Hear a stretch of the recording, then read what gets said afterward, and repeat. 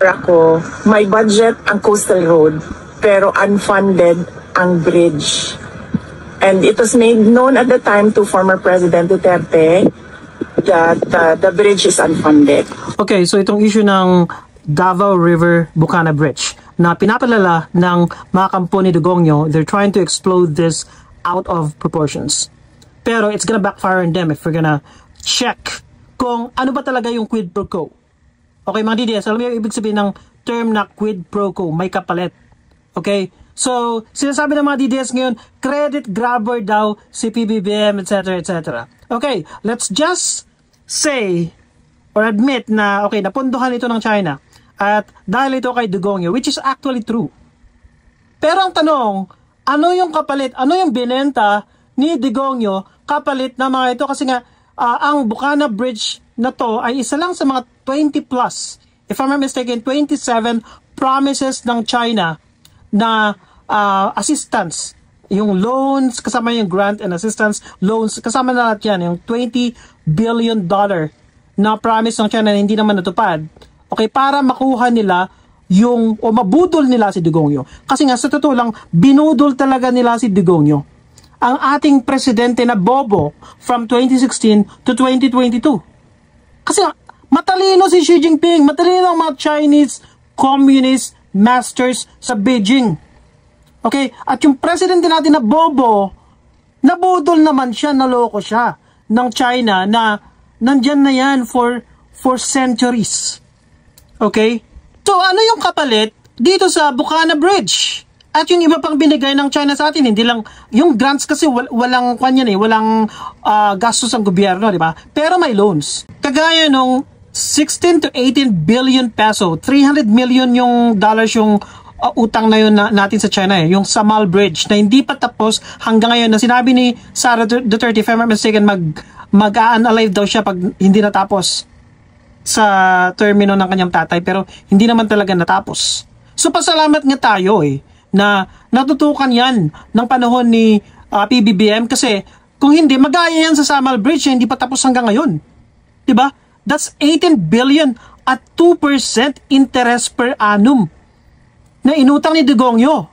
So parang, okay, binigyan tayo ng candy sa Bukana Bridge na yan kasi nga libre, diba? Wala tayong bayad kasi nga grant. ODA na tinatawag nila. Pero may mga strings attached. May mga loans na malalaki ang interest, 'di ba?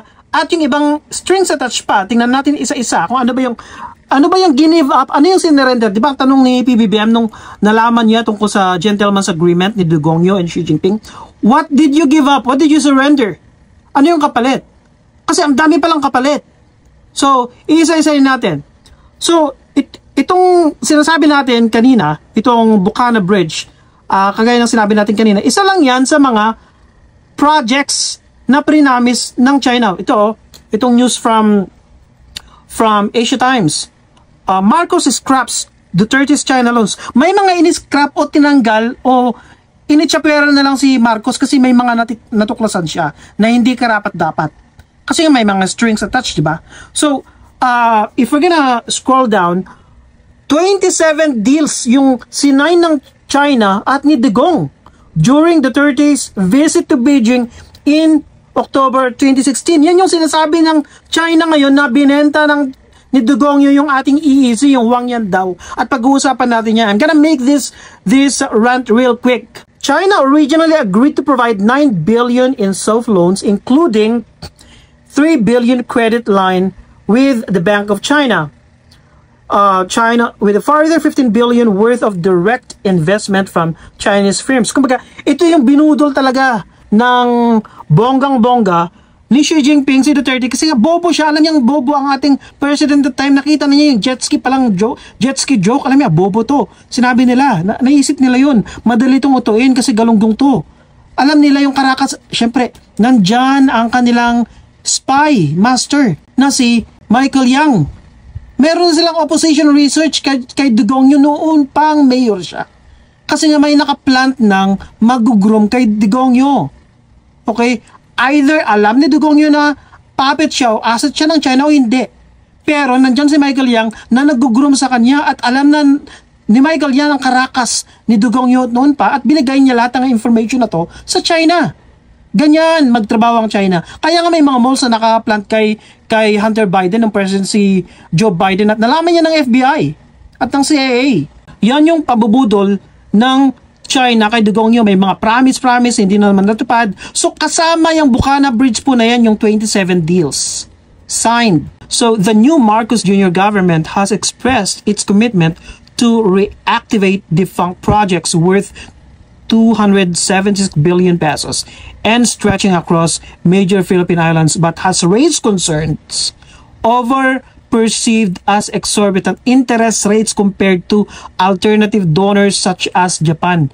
Ang lalaki nga daw ng interest, kaya in-scrap ni PBBM yung ibang deals with China kasi nga hindi lang interest po.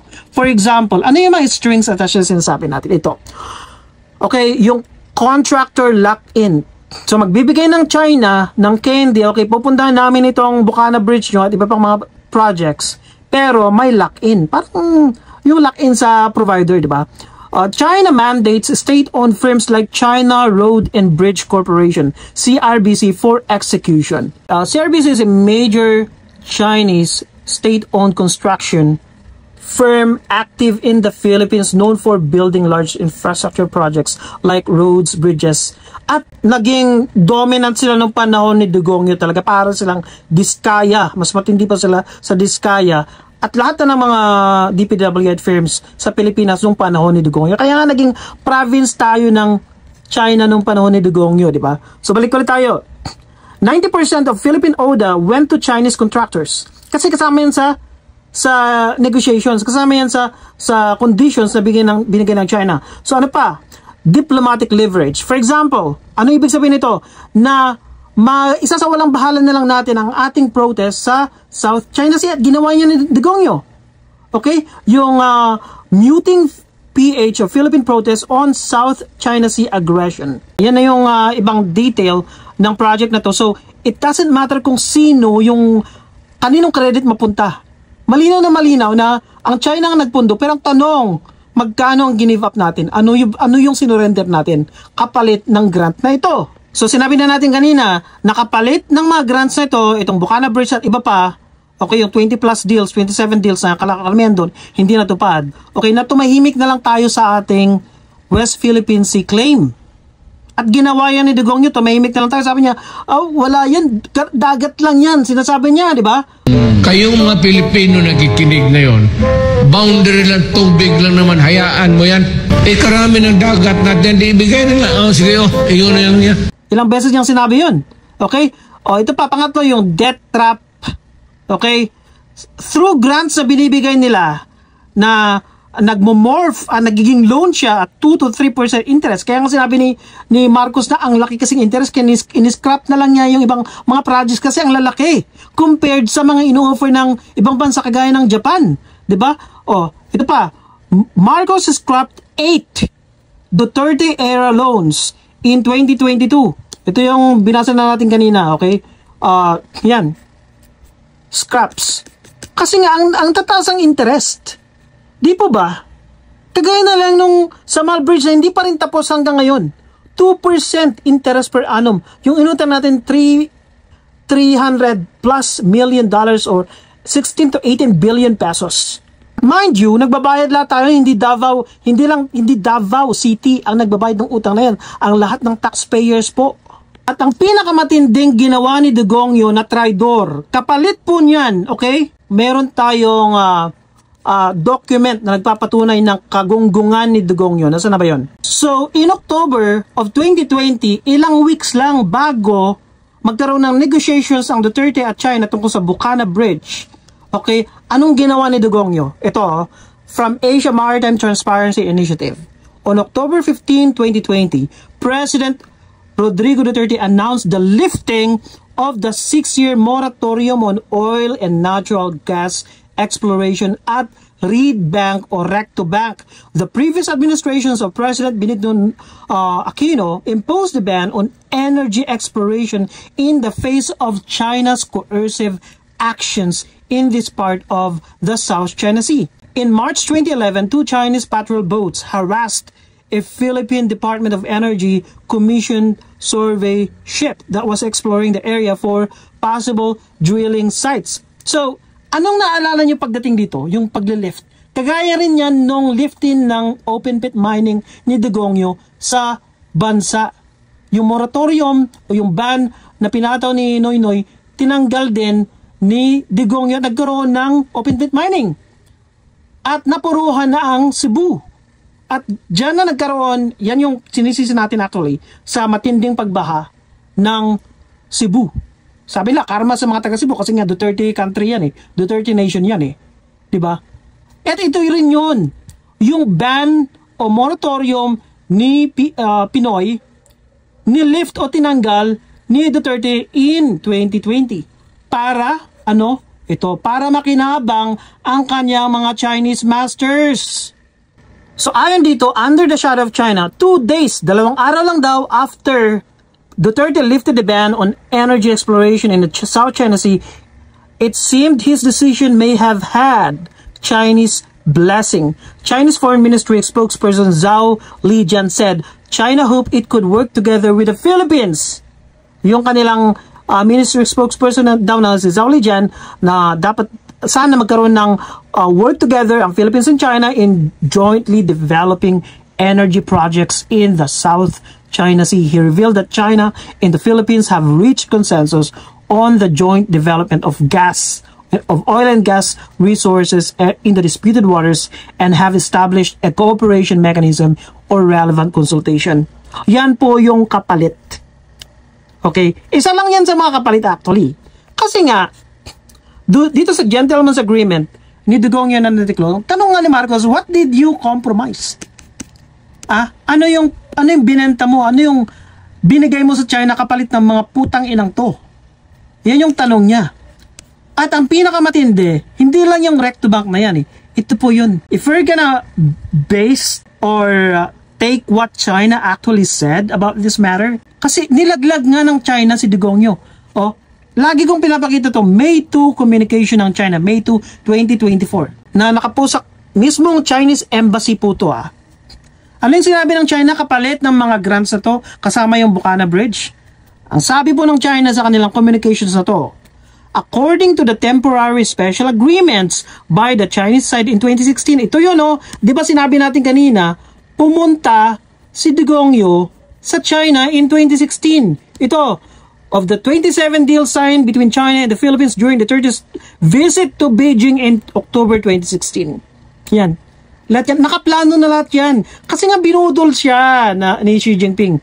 Matalino si Xi Jinping. At nagkataon naman na bobo at traidor ang ating presidente at time na si Dugongyo na puppet ng China. Okay? Balik tayo doon. Sabi dito, according to the temporary special arrangements by the Chinese side pa, in 2016, Filipino fishermen can fish. May conditions. Okay? Filipino fishermen can fish with small fishing boats lang daw in designated waters except the lagoon of Wangyan daw. Yan. Nasa loob na yan ng ating EEZ. While the AFP, ang kapal ng mukha nila, di ba?